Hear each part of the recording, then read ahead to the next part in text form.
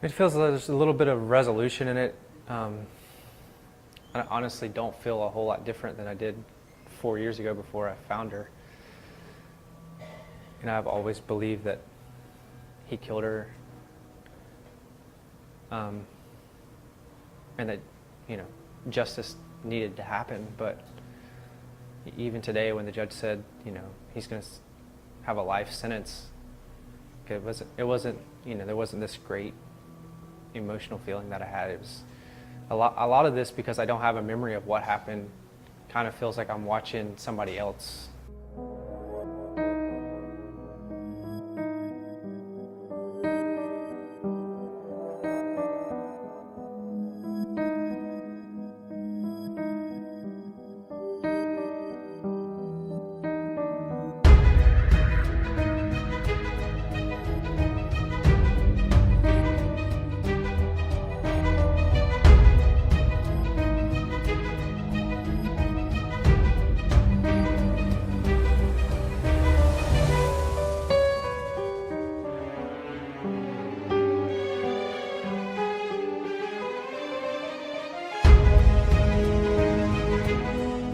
Good afternoon and welcome to True Crime Mysteries. If you're new to the channel, hello and welcome, and if you're returning, welcome back.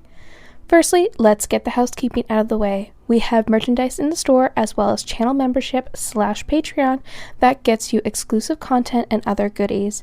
If you could give this video a like and comment with your thoughts down below, that would be very much appreciated as it helps the channel to grow. And if you're not subscribed to the channel, go ahead and click that little red icon, because I make more content like this, and hit the little bell icon so you get notified when I post, because I am bad at keeping a regular schedule. Today, we have part 1 in a 2-part series. We are discussing the solved cold case of missing person Bonnie Haim. Let's get into it. Bonnie Lynn Pescudo was born May 20th, 1969 in Jacksonville, Florida. She grew up as a middle child of 6 children. She was described as having a loving and vivacious personality. She loved surrounding herself with friends and family and loved to laugh. At 16, Bonnie began dating the already graduated Michael Haim. Haim was handsome, charismatic, and very charming. Bonnie's family loved Michael, and when Michael proposed, her family was ecstatic. The two were married on September 12, 1987, the fall after Bonnie's 18th birthday. Upon her graduation and wedding, Bonnie started working as a bookkeeper. She worked at Bernie's Tool and Fastener, a construction supply company that Michael's aunt, Evanne Haim, and uncle, Bertie Haim, owned. Michael worked there as well as an office manager. Once Bonnie married Michael, things began to change. Behind closed doors, her charming husband became cantankerous. A year after her marriage, Bonnie and Michael had their son, Aaron. Bonnie was described as a devoted mother. Her son was everything to her, and she loved him dearly. Aaron always came first, and everyone around Bonnie knew that.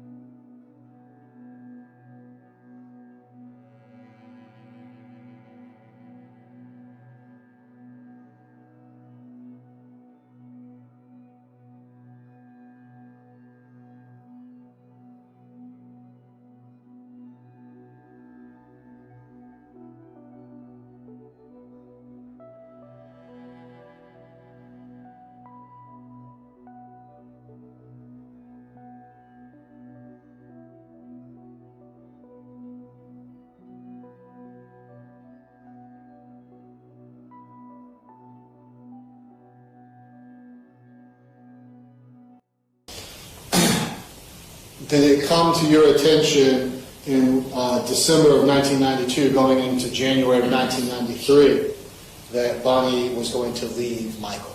Yes. Were you supportive of her in that decision? I stood by her. I was supportive in her decision. You said have some hesitancy. Did you want Well, them to stay together? That wasn't my call, my judgment. I supported her and her decision to leave him. is one of the ways you knew that she was going to leave him the fact that you went searching for apartments with her to see where she was going to take Aaron and go live? Yes. I approach the witness, Your Honor. You may. I'm showing what's been entered into evidence, State's Exhibit 153. I ask you to look at the second page of State's Exhibit 153. Ms. Haim, do you recognize the signature, Evanne Haim, on that document? Yes. And what is the purpose of you signing that document? Understood. Repeat approval. This was just an employment verification. Okay, so you are verifying Bonnie's employment for prospective apartment. Yes. Did you actually go to these apartments with Bonnie to see where she was going to live? I did. Did you also, with Bonnie, figure out what daycare Aaron would be going to? I don't know that I don't remember that. I remember her inquiring about daycares. I don't remember too much what daycare she went to.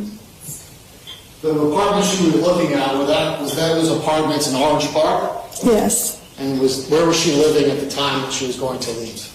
She was living in her home on Dolphin Avenue. And where is that located in Jacksonville? That's on the north side of Jacksonville. Where were you living at the time? Orange Park. So she was going to be living close to you? Yes. Those around the couple knew that their marriage was on the rocks and had been for years. The freedoms that Bonnie had expected with adulthood eluded her. Her husband controlled Bonnie in all regards. She worked where he could keep an eye on her. Her car, their house, their bank account were all in her husband's name. She had secretly opened a bank account in her own name and was squirreling away small amounts of money, going as far as having the bank statements delivered to her at the office instead of at home. Michael discovered the statements and forced her to close the account. Instead of a bank account, she would give her friend cash to hold on to for her. By January of 1993, she had over $1,200 and she was ready to leave and take her now 3-year-old son, Aaron, with her. She had planned to leave when Michael was on a work trip. She had a deposit down for an apartment and enrolled her son in a new preschool. On January 6th, something happened when Bonnie got home from work. She had come home with Aaron a little late, around 7 p.m. She was later than usual, but she had several stops after picking up Aaron from daycare. She had stopped at the dry cleaners, Walmart, and took Aaron to McDonald's for a quick Happy Meal. Evanne had expected Bonnie that evening. The two were planning a baby shower for a coworker, and they had planned to write invitations that evening. However, around 8 p.m., Bonnie called Evanne and told her that she couldn't come over because she and Michael were having a discussion. Evanne recognized that Bonnie was upset. She was sniffling on the phone and sounded like she was crying. Evanne offered to bring the things over to Bonnie's house if she needed some company, but Bonnie said it wasn't necessary and she would see her in the morning. The following morning, on January 7th, Bonnie and Michael had been expected to be in the office early the next morning. That day, a nurse was coming in to do physicals for all of the employees on the company health insurance. Everyone was asked to go in an hour early to ensure that it didn't disrupt business. To avoid any disruptions with their health insurance, they needed to be there that day for the physical. By 8 a.m., Evanne and Bernie had become very concerned about Bonnie's absence. Bonnie knew how important it was to be early that day, and it was unlike her to be late for work or miss a meeting. Immediately they knew something was wrong. One of Bernie's employees came in and told him that Michael had called around 7 a.m. that morning and told him he wasn't coming into work. Bernie thought this was odd and was also irritated because Michael and Bonnie knew how important it was for them to be there. Bernie called over to Bonnie and Michael's house, and Michael answered. Bernie asked him why he wasn't coming in, and Michael said that he was sick.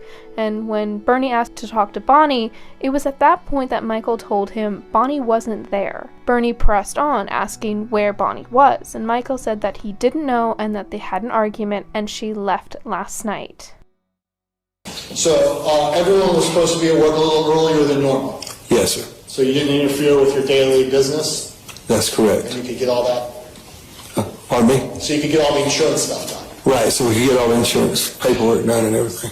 And then was that going to be insurance paid through by the business? Yes, sir. So what happened when you got there? Well, we got there and I was getting an IV or whatever you call it, taking blood out, and my manager, Mike Robinson, he came and told me that Mike called and said he wasn't coming in that day. Okay. Prior to hearing that information from the manager, Mike Robinson, did the defendant ever call you and ask where Bonnie was? No, sir. And were you aware up until then that whether he was coming in or not?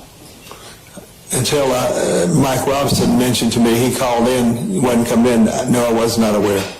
So with that information, what did you do? Well, I called Bonnie to see where she was at, and where did you call? I called their home on Dolphin Avenue. Okay. This is on January 7th, 1993, the day that she went missing? Yes, sir. The night before, were you aware of Bonnie calling your home, or you calling Bonnie's home? She called our home and spoke with Evanne. And you were aware of that? Yes, sir.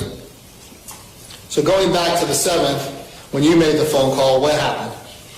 Michael answered the phone, and he said he wasn't coming in today, and that's okay. I said, let me speak to Bonnie, and he said she wasn't there. So before asking about Bonnie, did the defendant say anything about Bonnie not being home? No, sir. And when he told you that she wasn't home, did you ask where she was? I did. What was the response? He said they had an argument and she left. Did he give you any other details at that time? No, sir. And knowing Bonnie's character, did you find that unusual? I find it very unusual that she would leave Aaron, period. What's the next thing that happened? The next thing happened, I received a phone call from one of my police friends, and he asked me if I knew where Bonnie was at, and I said no. And he said, we just found her purse in the dumpster, and you better get over here pretty quick. And so who went to, where'd you go? We went, my wife and I, Evanne and I went, I couldn't drive fast enough for her to get there, but we went to the Red Roof Inn at the airport. And so it was you and Evanne, your wife? Yes, sir. And who else was at the Red Roof Inn when you got there? When we got there, it was there was a room set up, and Michael and his father was there, and a police officer was there.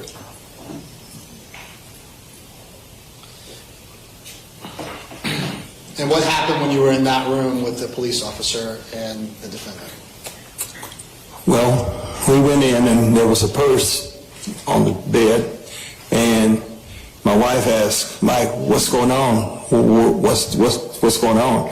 And basically, Mike told Evanne, said, "What is she doing with all that money?"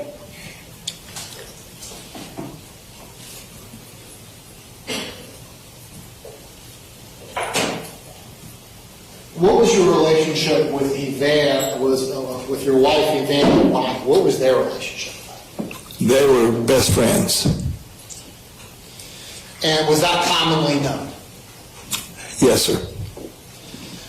From the time that you got the phone call from Bonnie Haim the evening of the 6th to the time you ended up at the Red Roof Inn, did the defendant ever call you or your wife asking where Bonnie Haim was?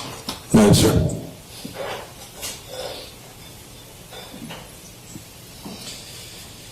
You mentioned that your brother John was at the scene at the Red Roof Inn too. Yes, sir. Can you describe what he was doing at the scene? He was sitting on the bed beside Mike. Did he appear to be interested in how the police were going to be conducting their investigation? I didn't really talk to him at that time, no. Later, did you notice your brother being overly protective of Michael? Leading judge. Sustained. Did you notice anything unusual about your brother and Michael's behavior in the hours after the discovery of the purse? That particular time, or after the next day, or when are you talking about? Well, we'll start with right after the next day. He was overprotective of Mike, and he wouldn't let Mike go anywhere by himself. Did you notice that at the Red Roof Inn, or did you notice that later? At the Red Roof Inn, they were just in the room, and I didn't really talk to them after that. So after that, did the defendant ever did you look for Bonnie? a lot of times, yes, sir. How did you go about doing it? I would get some of my employees, and we'd go out in the woods, we'd ride around, we do that. We did it for 2 or 3 weeks. And were some of these searches led by the police? They were there at certain times, yes, sir. Okay. During any of the occasions that you searched with your coworkers and/or the police, was the defendant ever participating? No, sir. And since January 6th, has he ever called you or your wife and asked where Bonnie Haim went? No, sir. Did you make a call to work that morning? I did. And what time did you do that? I called. Our office opens at 7 in the morning, and I called at 7 because I knew someone would answer at 7 o'clock. And I talked to my basic assistant, Mike Robinson, and told him that I wouldn't be coming in today. And you saw Mr. Robinson in court yesterday, did you not? I did. I mean, it was hard to recognize because it has been a long time since I've seen him. And did you tell him, what did you tell him? I basically said I wouldn't be coming in today. Did you tell him you had been up all night? I don't know if we had a conversation about that. Well, did you tell him that you weren't well? Well, the day before, a few days before, I've been having some sinus issues and drainage, so I wasn't up to my normal self as far as feeling, but that didn't come up in our conversation. But you didn't tell him that Bonnie had left and she hadn't been home, right? No. Mike was just a worker. I was a part owner of the company, so I would not have to tell him if I didn't work the whole week. It wouldn't be any of his business. Well, I mean, did you want to share your personal business with him? Absolutely not. Okay. Did you later get a call from Bernie? I believe after 8 o'clock sometime I did get a call from Bernie. What was that conversation about? I believe he was looking for Bonnie. Okay. And did you in fact tell him that Bonnie wasn't there? I did, yes, sir. What did you tell him? I told him that she wasn't home. Okay.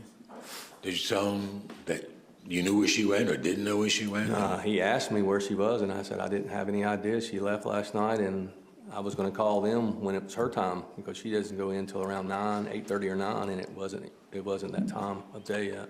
Did you tell him that you and she were having a conversation? She was upset? I did. I told him we had a discussion that night, and I guess she was upset, and she left. Okay. When Bernie hung up with Michael, it wasn't long after that he got another call, confirming his fears that something was very, very wrong. One of Bernie's officer buddies was on the other line. The officer told him that they had recovered Bonnie's purse from a dumpster, and the officer suggested that he and Evanne came quickly down to the Red Roof Inn, a motel near the Jacksonville airport.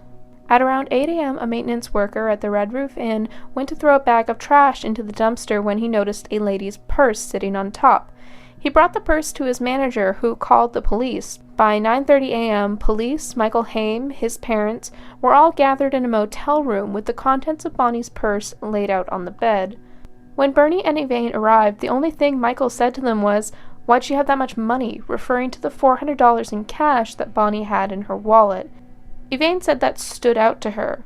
Evanne also noticed that Michael was wearing a long-sleeved shirt, which stood out because he didn't wear long-sleeve shirts very often.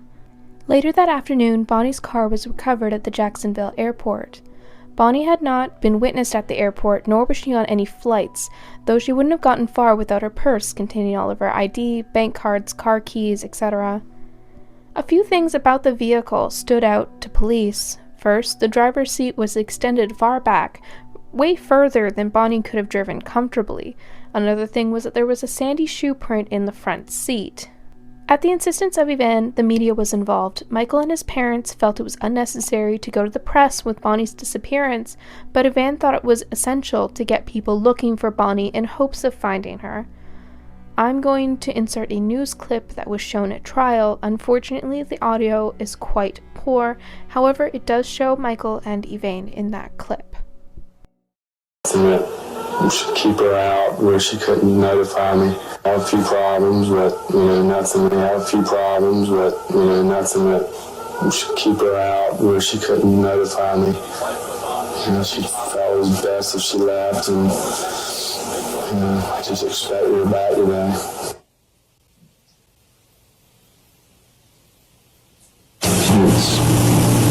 Basically, she just wasn't happy and she wanted to leave, and I couldn't stop her from leaving. Nothing that we should keep her out where she couldn't notify me. After that day, Erin was put in the care of Bonnie's sister, Liz. And on January 8th, Erin sat with social workers to determine if Erin had seen anything or remembered anything from that evening. During that interview, it was determined that Erin had likely witnessed a domestic dispute between Bonnie and Michael. Though he was only 3, he said that he saw Daddy hurt Mommy. A few years later, he was again brought to a child specialist and gave further testimony that he saw his father hurt his mother. Now an adult, he has no recollection of either interview and no memories of that night. This exclusive video shows Bonnie's son, Aaron, when he was just 6 years old. His social worker and foster mother here questioning him about drawings that he's made and things that he said about his father hurting his mother. This is a clip of the social worker back then reading what he wrote. My dad killed my mom. Then he threw the pocketbook away in a different place, somewhere near our house in a dumpster. He buried my mom. We digged it, the hole. Now flash forward to 2019, and Aaron says he has no memory of those conversations. This is the only taped recall of what he said when he was young. A loving family later adopted Aaron, and Aaron never lived with his biological father again. Aaron now goes by Aaron Fraser. Please introduce yourself to the jury. My name is Brenda Metters. What do you do for a living, Ms. Metters? I'm a social worker. How long have you been a social worker? Since 1991. What are your current duties as a social worker? I'm a master's degree social worker currently with Apex Home Health and Doctor's Choice Home Health and St. Vincent's Home Health. So you help people with health problems figure out what their living and home health arrangements are going to be? Yes, or I help seniors once they're getting out of the hospital, help them get resources to help them stay in the home. Is also part of your employment background that you did work with children? Yes, sir. When was that part of your career? In 1991, I worked at the Child Protection Team, and then I worked for the State Attorney's Office working with victims, and then I also worked at a program through the military, which was a child abuse prevention program. So several years working in child abuse industry with children. It sounds like it was early in your career that you Yes, sir. Okay. I want to turn your attention back to 1993, where you employed the Child Protection Team in 1993. Yes, sir. What is the Child Protection Team? It's an independent agency that does forensic interviews and medical exams of children that are suspected of being abused for the Department of Children and Families, which used to be called HRS, and for the Sheriff's Office. Is it common for the Child Protection Team to conduct interviews of young children? Yes, sir. And is that in cases where they may not actually be a victim, but they may have witnessed a violent crime? Yes, sir, occasionally.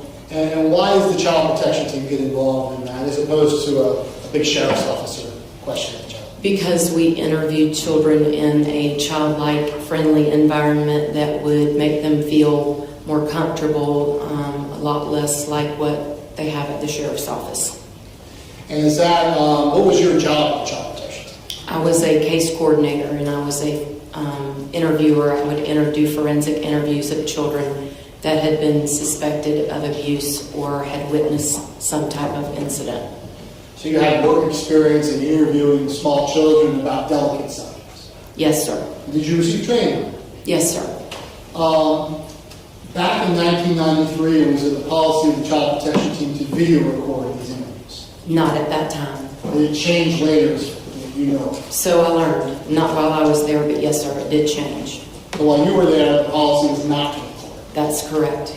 How would you later document what happened in an interview if you were not video recording? I would take notes right after the interview, and I would also, sometimes the detectives would take notes behind the glass. They would view the interview. We had a one-way mirror type situation where they could view in another room, and sometimes they would take notes. Would you use those notes as well as your own notes in memory to compile a report? Yes, sir. And did that happen in this particular case involving Evanne Haim? Yes, sir. And when did you interview Evanne Haim? I interviewed him on January I believe it was the 8th. And have you had the opportunity to review your typewritten report? Yes, sir. Okay. Many reports. And if there's ever a time you need a refresher, then just let us know. Okay. Now you said that he indicated that, quote, that Daddy had hurt Mommy, okay? Now you never determined, did you, as to what he was talking about, time-wise? Do I have an objection, Judge? I haven't heard any objection. You didn't try to establish time-wise when, quote, Daddy hurt Mommy, did you? I did ask, was it during the daytime or nighttime, and he said nighttime. During the investigation, officers pieced together a timeline of what had happened between Bonnie's call with Evanne and the next morning when her purse was found. According to Michael, after Bonnie's call with Evanne, the two sat down, had a conversation about their marriage, and during that conversation, he said that Bonnie had told him she wanted a divorce and she would be taking Aaron and moving out. He said that around 11 p.m., he heard her leave the house and drive away. For several hours, he said he did nothing, but at 3 a.m., he called his mother to come watch Erin while he went to look for her. Michael's mother arrived at his house shortly after 3 a.m. as she lived nearby. When she arrived, Michael took his truck and left for about 45 minutes. He claimed that he had driven to his parents-in-law's house to see if Bonnie's car was there. Interestingly, 45 minutes is about how long it takes to go from Michael and Bonnie's house to the Jacksonville airport and back. He returned and he said that he and his mother stayed up all night waiting for Bonnie to come home, and at 7 a.m. his mother left, he called into work, and a couple hours later he was contacted by police. Once media was involved, the case was heavily covered by local and national news. For weeks the media followed various search parties, but at this point the family was divided. Those who felt Michael was responsible for Bonnie's disappearance, and those who did not. Oddly enough, Bonnie's parents believed Michael's story that she'd run off with another man. They stood by him for decades, even telling media that they felt Bonnie had just run off. There are thousands of women that leave their husbands and families every year. And it's always a complete surprise to their families. Is interesting, but beyond that, if it's his footprint, I'm not sure it means anything. My footprint is in my wife's car. That doesn't mean I have ever done her any harm. I'm not saying that I'm 100% convinced that Mike is innocent. I haven't seen any evidence that convinces me he's guilty. His behavior and general attitude convinces me that he's not guilty.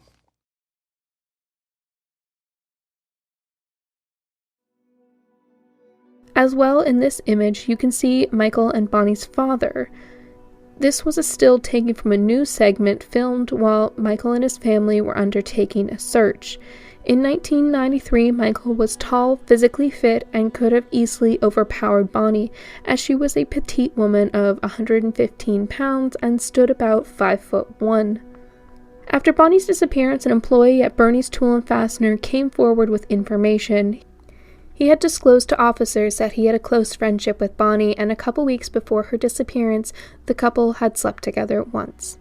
In the weeks leading up to Bonnie's disappearance, he had come forward because Bonnie's husband, Michael, had been trying to get him to go hunting or go work out with him. He declined Michael's invitations and thought it was odd that they lived over an hour apart.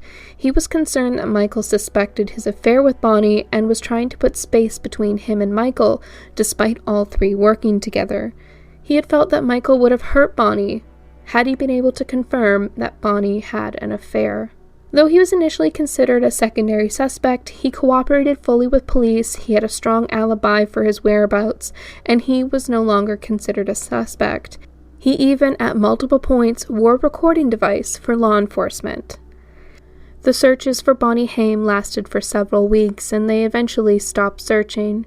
Throughout the investigation, there was never enough physical evidence to convict Michael Haim.